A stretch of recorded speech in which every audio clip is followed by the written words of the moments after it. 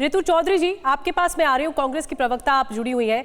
चिदम्बरम ने हाल ही में बयान दिया कि कांग्रेस नेतृत्व को अपनी कमजोरी दूर करनी चाहिए और इस बैठक में बड़ा बदलाव यह है कि 3 राज्यों के चुनाव हो चुके हैं और आपका परफॉर्मेंस इतना अच्छा रहा नहीं, तो कैसे घेरने की रणनीति बनाई जाएगी बीजेपी सरकार को? देखिए, इसमें कोई दो राय नहीं है कि हमें हमारी जो भी कमियां हैं वो दूर करके और आगे बढ़ना चाहिए। दूसरी बात, परफॉर्मेंस की बात रही तो मैं आपको बता दूं कि परफॉर्मेंस हमारा जो है अच्छा रहा है। इस बार हमारा जो है वोट परसेंटेज जो है वो बड़ा है। आपने भी जो है आंकड़े आपने देखे होंगे कि 10 लाख वोट जो है हमारा बीजेपी से ज्यादा है। वोट परसेंटेज हमारा बड़ा है, जबकि भाजपा का वोट परसेंटेज जो है वो घटा है। लेकिन मुझे लगता है आज आपकी बहस का विषय जो होना चाहिए था वो ये होना चाहिए था कि किस प्रकार से लोकतंत्र की हत्या की जा रही है लगातार। नहीं, मुद्दा ये नहीं है। मुद्दा ये कि आपके अंतर्विरोध आप कैसे दूर करेंगे, जो घटक आपके हैं इंडिया अलायंस में। मैंने एक चीज जो देखी है मीडिया में, लगातार कांग्रेस गठबंधन को लेकर या इंडिया अलायंस को लेकर बहुत चिंता है, लेकिन मीडिया को ये बिल्कुल भी चिंता नहीं है कि लोकतंत्र को किस प्रकार से घसीटा जा रहा है। जो चिंता बिहार में दिख रही है, किस प्रकार से हत्या की जा रही है। 93 सांसद निलंबित हो जाते हैं लेकिन उस पर चर्चा नहीं होती है। देखिए सवाल यह है कि जब विपक्ष की रणनीति पर चर्चा हो रही है मीडिया में, इसका मतलब यह है कि हम वो स्पेस देखना चाहते हैं कि भाई आप किस तरह से एक मजबूत सशक्त विपक्ष के तौर पर उतरना चाह रहे हैं। इसमें आपको मीडिया में कहां कमी दिखाई दे रही है? और कपिल श्रीवास्तव जी, मैं उत्तर प्रदेश के संदर्भ में ही सवाल पूछना चाह रहा था आपसे कि उत्तर प्रदेश में क्या फॉर्मूला बन सकता है इंडिया गठबंधन को लेकर, क्योंकि हमने पहले भी देखे हैं कोशिशें समाजवादी पार्टी और कांग्रेस के बीच हुई है। हमने देखा है 2 लड़कों वाला एक फॉर्मूला, लेकिन वो चला नहीं। तो इस बार चलेगा, इसकी क्या गारंटी है?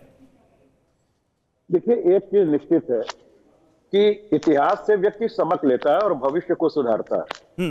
और अगर ऐसा ना होता तो चंद्रयान 3 की सफलता भी ना होती। ठीक उसी तरीके से एक गठबंधन से अगर आप फेल हो गए तो इसका मतलब नहीं है कि गठबंधन करना छोड़ दीजिए।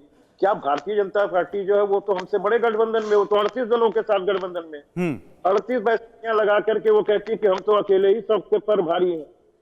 तो भारतीय जनता पार्टी के अपने ये कहना है, लेकिन हमारे साथ तो सारे बड़े दल हैं और इसमें कहीं दो राय नहीं है कि क्या कांग्रेस के साथ सीट बंटवारे को लेकर कोई पेचीदगी नहीं है कपिल जी उत्तर प्रदेश में? हमें नहीं लगता है कि उत्तर प्रदेश में कोई पेचीदगी आएगी, क्योंकि आपने देखा होगा कि कांग्रेस के साथ हम गठबंधन में 2017 का इलेक्शन विधानसभा के अंदर लड़े थे और हम लोगों ने जो प्रदर्शन रहा वो ठीक है, वो उतने अच्छा प्रदर्शन नहीं रहा, लेकिन बावजूद समाजवादी पार्टी को ज्यादा सीटें जाएंगी मतलब? नहीं, हम तो एक बात करें तो कोऑर्डिनेशन कमेटी तय करेगी। इसमें कहाँ कोई दो राय है कि अगर हम मुख्य विपक्षी दल यहाँ पर उत्तर प्रदेश के अंदर हैं तो हमारा नहीं, लेकिन सर आधार पर ही होता क्या है कि जो क्षेत्रीय दल होते हैं या फिर जो एक स्टेट की पार्टी, ज्यादा जो बड़ी पार्टी होती है वहां की, हम हमेशा ये सुनते हैं कि वहां बड़ा भाई कौन होगा, छोटा भाई कौन होगा। ये सवाल बना रहेगा। और देखिए, बादल देवनाथ साहब भी हमारे साथ जुड़े हैं। बादल देवनाथ जी, बंगाल की सिचुएशन क्या है? ममता बनर्जी क्या अपनी जमीन में से कुछ हिस्सा कांग्रेस को देने को तैयार होंगी? चुनाव में आपको क्या संभावनाएं दिखती हैं? उतना हिस्सा जितना कांग्रेस चाहती है? नहीं, ऐसा कुछ नहीं। दीदी तो पहले ही इंडिया अलायंस में बोल दिया, जिस राज्यों में जो सत्ता में है या जिसका पावर ज्यादा है उस देश में ऐसे ही अलायंस का बैठक हुआ था। दूसरा बात है, जो हम लोग जो चाहते दीदी सबको पहले ही, वो 1 साल पहले ही बोल दिया, दीदी बोल दिया मेरा काम है सबको एकजुट करना और मैं एकजुट करने के तैयार हूँ, कर रहा हूँ। और तीसरा बात है जो हम लोग जो चाहते हैं, अभी जो चाहते हैं, अब फिर भी पहले भी हम सब ने बताया, दीदी पूरे देश के अंदर विरोधियों में सबसे ज्यादा अनुभवी है। 7 बार का MP, 5 बार का MLA, 3 बार का सेंट्रल मिनिस्टर, 3 बार का CM। अभी पूरा देश ममता वर्सेस मोदी जी का लड़ाई देखना चाहती है, इसलिए हम सब चाहते हैं इंडिया अलायंस का मुंह ममता। तो क्या बादल जी, आप जितने कॉन्फिडेंट लग रहे हैं, क्या संयोजक के नाम पर आज सहमति बन पाएगी इंडिया अलायंस की बैठक में?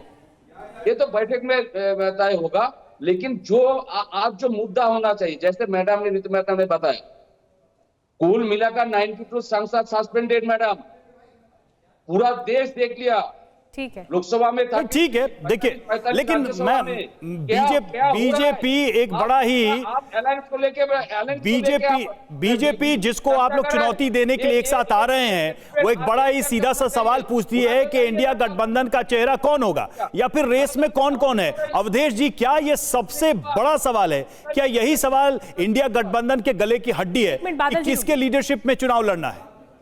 देखिए, अभी बादल देवनाथ जी ने स्पष्ट कर दिया है कि ममता बनर्जी अभी सबसे सीनियर लीडर हैं INDIA में, 7 बार की सांसद है, 5 बार की विधायक है, 3 बार की मुख्यमंत्री है, तो उनकी सामने लड़ाई होनी चाहिए नरेंद्र मोदी जी से। यानी ममता वर्सेस नरेंद्र मोदी लड़ाई INDI गठबंधन के साथ तृणमूल कांग्रेस चाहती है, आपके टीवी पर बोल रहे हैं।